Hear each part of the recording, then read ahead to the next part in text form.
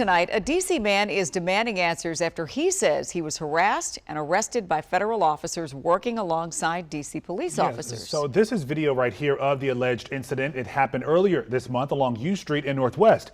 Well, tonight he spoke exclusively to our Katie Lusso about how that brief encounter changed his outlook and why he's speaking up now. We just got off work. These are the moments Darrell Gaston says 3rd District MPD and federal officers illegally searched his car. I originally thought it was just federal officers, but then I realized that there was an MPD officer in the driver's side, which means his body-worn camera footage should have been activated. It was the night of April 1st. He says he had just double parked along U Street near the corner of 12th Street in Northwest. I double parked to get out of my car to see if I had my keys in my phone to go home.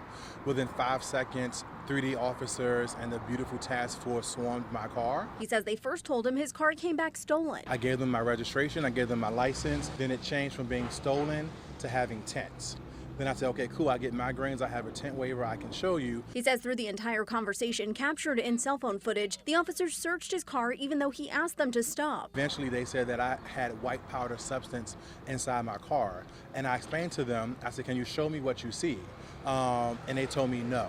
And they just put me in handcuffs. When he went to court, though, and they said, Mr. Gaston, your case was not prosecuted, you're free to go.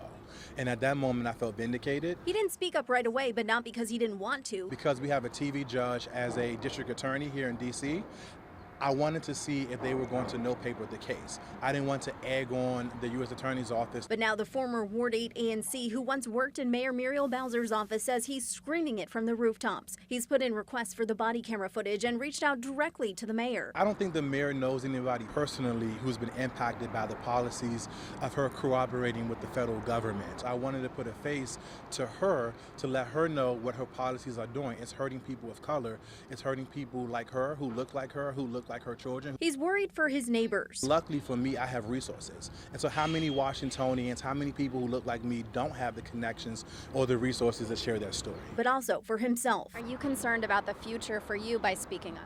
Yes. I'm afraid to drive my car. I'm afraid to come outside.